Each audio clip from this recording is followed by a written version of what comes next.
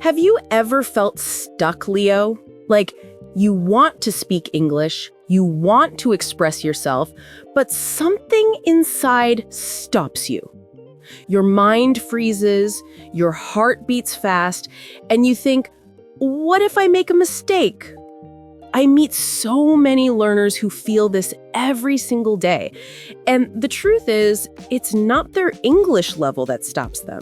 It's their fear of speaking, their fear of judgment, their fear of sounding wrong. Today, I want us to talk about this deeply, slowly, honestly, so that anyone listening can feel that they are not alone. They can feel understood, and they can feel hope. You're right, Sarah. I talk to many learners too, and almost all of them say the same thing. I understand English, but I can't speak. And when I ask why, they don't say, I don't know vocabulary. They say, I'm scared. Scared of people laughing. Scared of being judged. Scared of sounding like a beginner. But here's the truth. Every confident English speaker today was once a nervous speaker. Every fluent speaker was once afraid. Confidence is not a gift. It's built. Slowly. Brick by brick. Conversation by conversation. Exactly. And the biggest misunderstanding learners have is this. They think they must feel confident before they speak. But confidence doesn't come first. Action comes first. You speak first, and confidence follows. It's like learning to swim. You can watch 100 videos about swimming, you can read a book, you can understand every technique, but you will never learn until you enter the water. English is the same. You can study grammar for 10 years, but you will never speak fluently unless you open your mouth and speak. Even if you speak slowly, even if you make mistakes, even if your sentence is not perfect. Sarah, I want to share a story. I remember a student from Brazil. She told me she never talked in class because her accent was strong. She felt embarrassed. She believed people would not understand her. One day, she joined a conversation practice. The first sentence she spoke, her voice was shaking. She looked terrified. But she did it anyway. And something magical happened. People understood her. They smiled at her. They encouraged her. She cried after the session, not because she was sad, but because she finally realized, I can speak. People can understand me. My accent doesn't stop communication. From that day, she never stopped talking. Today, she works in a company where she uses English every day. All because she took that one small step. This story is beautiful, Leo, and I want every listener to know something important. Your accent is not a problem. Your mistakes are not a problem. Your pauses are not a problem. These things show that you are learning, and learning is beautiful. People don't expect perfection. They expect communication. They expect connection. They expect honesty and effort. You don't need to sound like a native speaker. You just need to be clear and confident. Confidence makes even simple English sound powerful. Yes. And you know what makes confidence grow? Not big moments, not big speeches. It grows from small victories. Saying hello to someone. Ordering food in English. Asking a simple question. Talking to a friend for 30 seconds. Each small moment is like a drop of water. And over time, those drops fill your cup of confidence. People think they need to jump to the top of the mountain. No. You climb slowly, step by step. That's how real fluency grows. I want to ask our listeners something. When was the last time you tried to speak English and then stopped yourself? Maybe yesterday, maybe today, maybe even just a few minutes ago. Think about that moment. You wanted to speak. You had the sentence in your mind, but you didn't say it. Why? Was it grammar fear, vocabulary fear, pronunciation fear, or fear of judgment? Be honest with yourself, because the moment you understand the real reason, that's the moment your growth begins. A lot of learners think the problem is grammar, but it's not. Because even native speakers make grammar mistakes. Even teachers make grammar mistakes when they speak fast. The difference is, native speakers don't care. They don't panic. They just continue talking. But learners stop. They freeze. They start thinking in their language. They translate in their head. And then the sentence becomes heavy, complicated, confusing. Fluency is not about perfect grammar. Fluency is about flow. Exactly. And flow happens when you stop judging yourself. Imagine you are talking to a friend in your language. You don't think about grammar. You don't think about structure. You just speak. Why? Because you feel safe. Confidence comes from safety. So create safety for yourself. Speak with kind people. Speak in a friendly environment. Speak with people who support you. Don't speak with people who make you feel small. I want to tell learners something important. No one is judging you as much as you judge yourself. People don't listen to your mistakes. They listen to your message, your intention, your emotion, your meaning. When someone says, "Your English is good," you often don't believe them, but they mean it. Because they see your courage. They see your effort. They see your determination. They admire you. Yes. And I want listeners to feel proud. You are learning a second language. Do you understand how amazing that is? Most people in the world never learn another language. You are doing something powerful, something brave, something extraordinary. Instead of feeling shy, feel proud, feel strong, feel capable. Feel like someone who is growing every single day, because that is exactly who you are. Sara, let's give them a small practice right now. Something simple, something emotional, something that builds confidence immediately. Listeners, repeat this in your mind or out loud if you can. I am learning. I am improving. I am not perfect, but I am getting better. My mistakes do not define me. They teach me. English is not my enemy.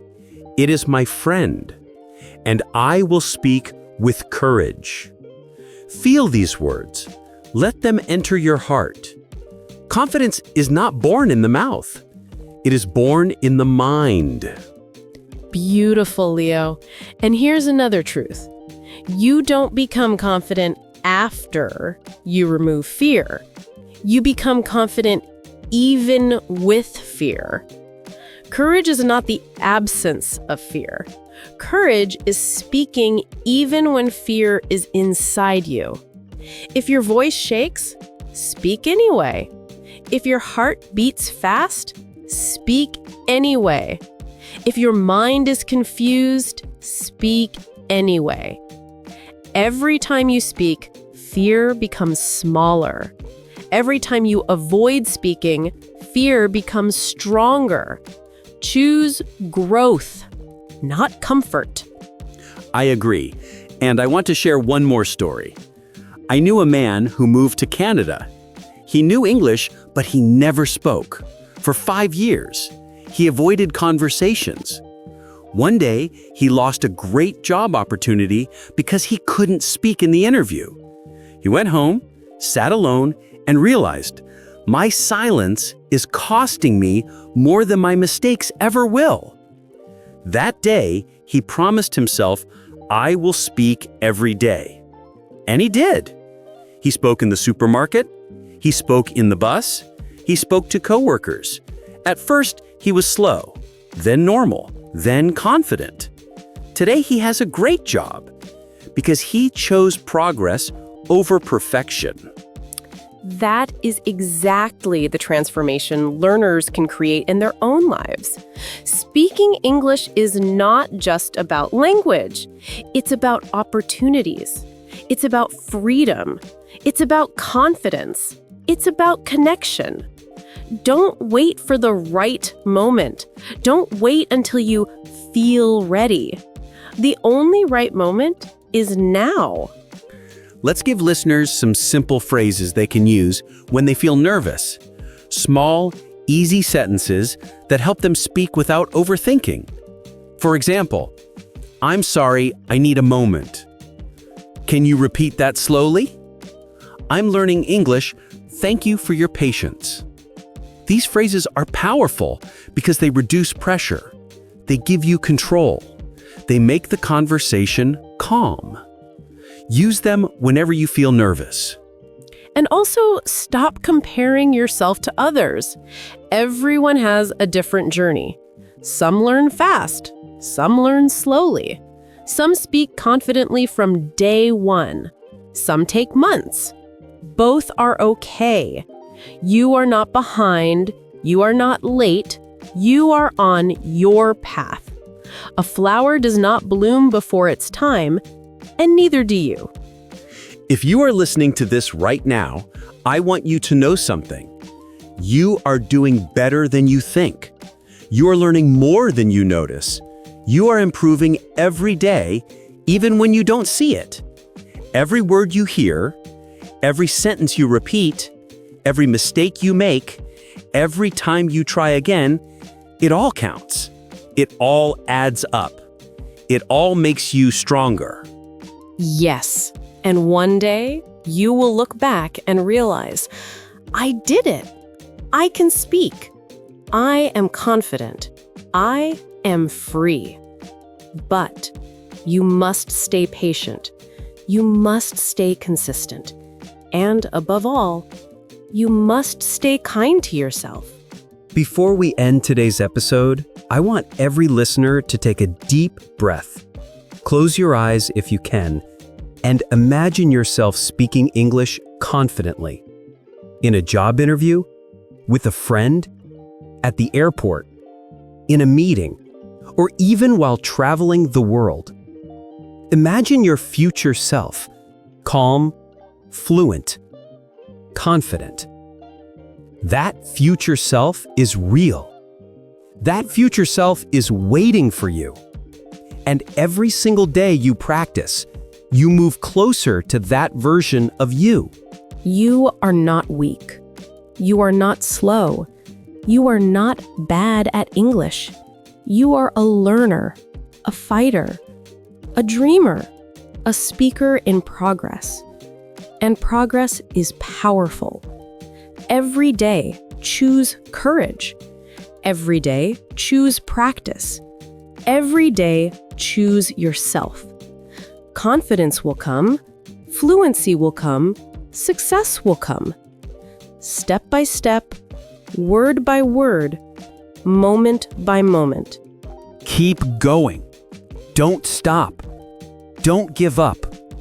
Your English journey is just beginning. We believe in you. Great, Leo. Let's keep going. In part 1, we talked about creating a positive mindset. Now I want to go deeper into how you can control your thoughts in real situations.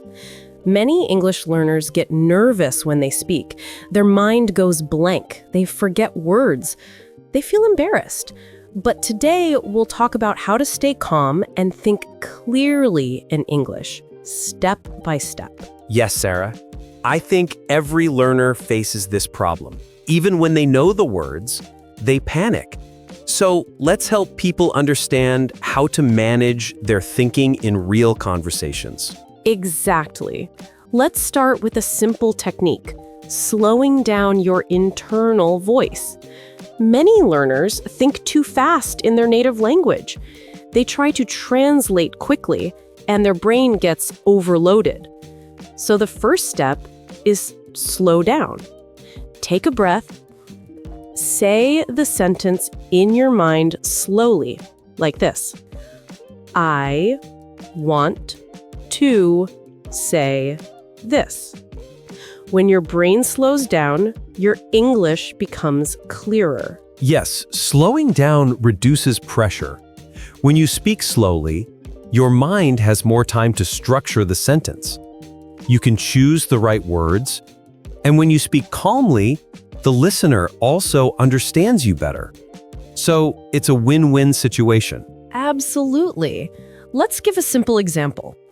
Imagine someone asks you, "How was your weekend?" Instead of panicking and thinking, "Oh no, how do I answer? Too many thoughts."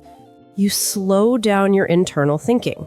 You tell yourself, "Okay, just one sentence first. Keep it simple." Then you say, "My weekend was good. I relaxed." That's it. No stress, no complicated grammar. Yes, and once you say the first simple sentence, your mind gets confidence. Then you can add more details if you want.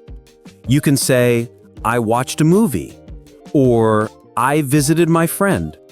Speaking becomes easier when you start small. Right. And here's another tip. Use anchor phrases. These are pre-prepared phrases that help your brain start speaking quickly without thinking too much. For example, I think, in my opinion. For me, well, actually, so basically. These phrases help your brain switch on English mode. They're like buttons that activate your English thinking. Yes, and the best part is that anchor phrases work in almost every situation. If someone asks your opinion, you start with, "Well, I think." If someone asks you to describe something, you start with, "So basically." It gives you a starting point. Exactly. Many learners feel stressed because they don't know how to start a sentence. Anchor phrases remove that pressure. They make the beginning easy. Let's demonstrate.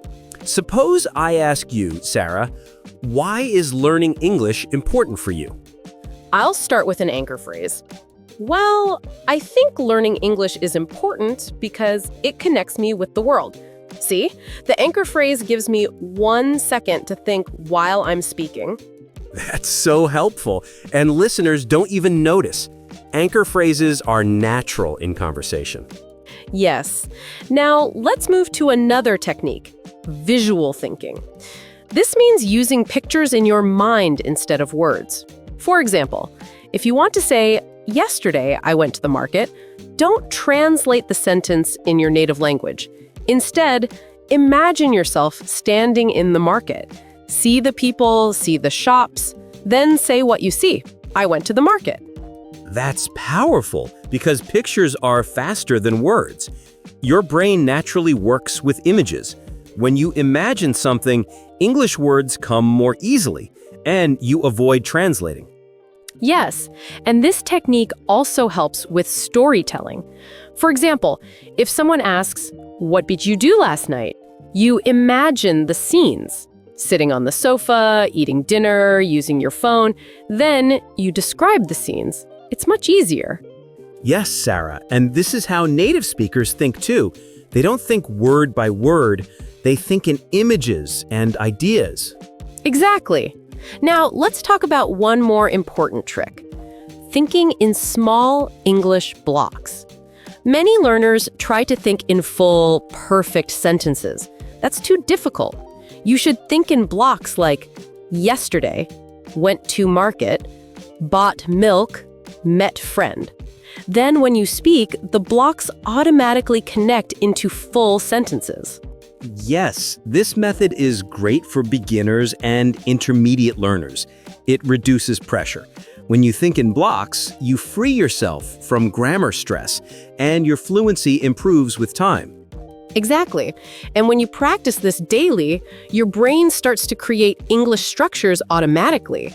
You stop thinking about grammar rules, and you start thinking with patterns. So Sarah, let's show a quick example using blocks. Tell me about your morning using blocks. Sure. Block 1, woke up.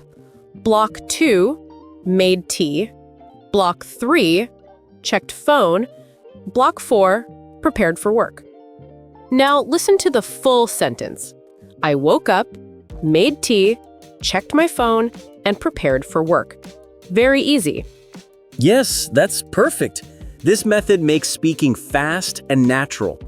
Now, let's move to a common problem: overthinking. Many learners think about mistakes before they even open their mouth. They think, what if I say something wrong? What if the other person laughs? What if they don't understand? These thoughts block fluency. Yes, and the solution is simple. Accept that mistakes are part of the learning journey. Even native speakers make mistakes every day.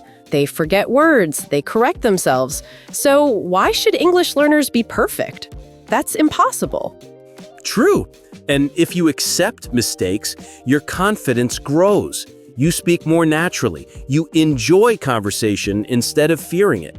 Exactly. And remember, fluency comes from speaking more, not from speaking perfectly. The more you speak, the more natural your thinking becomes. Yes, and speaking more doesn't always mean talking to other people. You can practice alone. You can talk to yourself. You can describe what you see. You can practice with simple sentences. That's right. Self-practice is extremely powerful. You can even do it while walking, cooking, or cleaning. For example, you can say, I am cutting vegetables. I am washing dishes. I am walking to the store. This builds real-time thinking in English. Yes, and this brings us to another technique: real-time narration. This means describing actions as they happen. It forces your brain to think in English instantly. Exactly. And there is no pressure because no one is listening. You can speak slowly or quickly. You can make mistakes. It doesn't matter. What matters is consistent practice. Sarah, can you give an example of real-time narration? Sure. I'll pretend I'm making tea. I might say, I'm filling the kettle. I'm turning on the stove. I'm waiting for the water to boil. This builds natural fluency. Yes, that's a great example. Now, let's move to another technique: thought replacement. This means replacing negative thoughts with positive ones. For example, negative thought: my English is bad. Replace with, my English is improving. Negative thought: I can't speak fluently. Replace with, I'm getting better every day. Yes, this technique is powerful because your brain believes what you repeatedly tell it. If you always say, I can't, your brain becomes weak. If you say, I'm improving, your brain becomes confident, and confidence improves thinking speed. Absolutely. You must talk to yourself like a coach, not like a critic. Yes. Now, let's talk about another strategy: using simple English intentionally. Many learners try to speak advanced sentences. They think simple English is not good enough. But simple English is powerful, clear, and natural. Yes, even native speakers use simple English, most of the time. They don't speak like textbooks. They speak with basic verbs, short sentences, and easy vocabulary. Exactly. When you simplify your English, your thinking becomes faster. For example, instead of, I would like to acquire new knowledge, say, I want to learn something new. This reduces cognitive load. Yes, and once simple English becomes automatic, you can naturally add complexity later. But first, build your foundation. Exactly. Let's do a small practice. I'll say a complicated sentence, and you simplify it. Sure. I am experiencing a strong desire to rest. I want to rest. Perfect. See?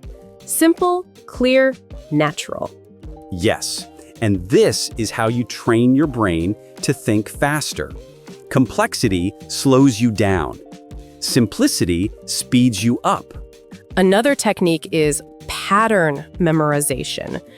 For example, memorize useful patterns like I like to, I need to, I want to, I'm going to, I'm thinking about, I'm worried about. These patterns help your brain complete sentences quickly. Yes, because the first half of the sentence is automatic. You only think about the ending. Exactly. And when patterns become automatic, fluency becomes natural. We should also talk about the environment. Thinking in English becomes easier when you surround yourself with English content, music, videos, podcasts, or even short sentences on your phone. Yes, environment matters a lot. When your brain receives English daily, it becomes comfortable. English stops feeling foreign.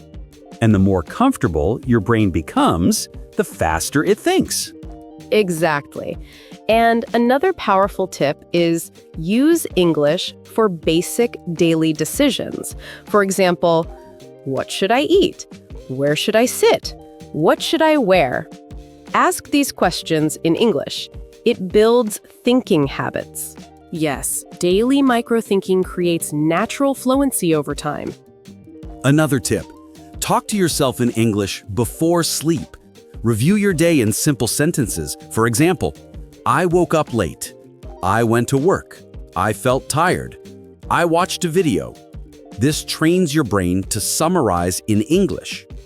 Yes, and nighttime reflection is one of the best ways to build internal fluency. Exactly. And finally, don't rush the process.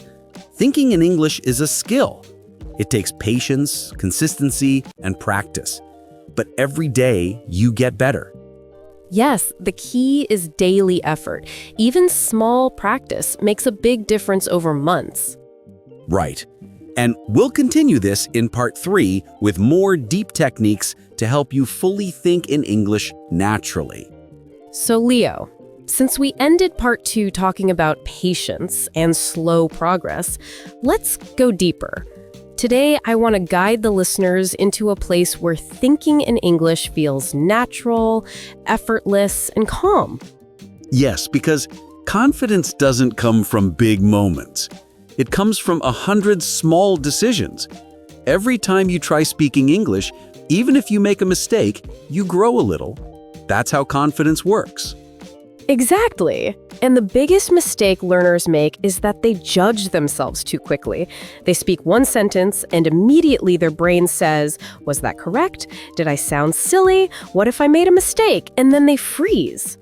Right. Overthinking is the enemy of fluency. When you think too much, your words stop, your ideas stop, even your courage stops. But the moment you let go and speak freely, everything becomes smoother. Yes. And the amazing thing is the more you speak, the more your brain begins to automatically find the right words. It becomes natural. You don't even notice it happening. Let's give a practical technique, something listeners can use today. One of my favorites is English mind switching. It means choosing 1 hour of your day where you allow only English thoughts in your mind. Yes. For example, when you wake up, you can think, okay, what do I have to do today? Say it in English. I need to eat breakfast. I have to go to work. I want to call a friend. These small sentences train your brain. And the best part? You don't need a partner. You don't need a teacher. You don't need expensive courses. You only need your mind. Your mind is your best English teacher. And for people who say, but I forget words or I get stuck, that's normal. Even native speakers forget words sometimes. Even I forget English words. Yes, me too. And that's okay. What matters is that you don't stop thinking. When a word disappears from your mind, just describe it. For example, if you forget the word knife, you can say, the thing we use to cut food. That's such an important point. Language is not about perfect vocabulary, it's about communication. And if you can communicate, you're already winning. Another powerful technique is speaking without inner translation. Listeners should choose simple moments to practice. For example, when making tea, say, I am boiling water. I am waiting. The tea smells good. These tiny sentences build fluency like magic. Yes, because thinking becomes automatic. And once thinking becomes automatic, confidence grows naturally. You don't force confidence, you build it step by step. And confidence is also emotional. Many learners don't talk about this.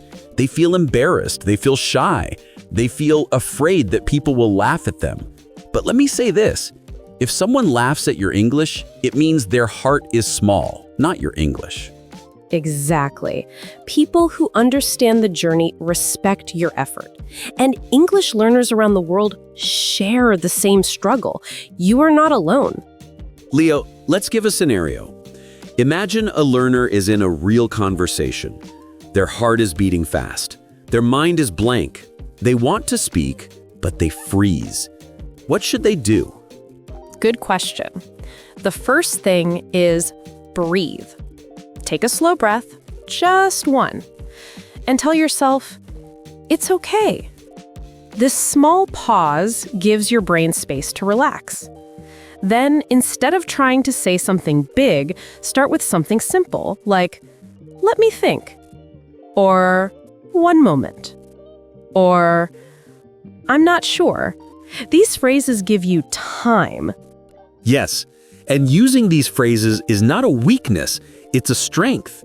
It shows you are calm, in control, and confident. And once you take that moment, your mind becomes clearer. You can build your sentence slowly. Another trick is using anchor sentences, short phrases that help you start speaking. For example, I think, in my experience, for me, I feel that.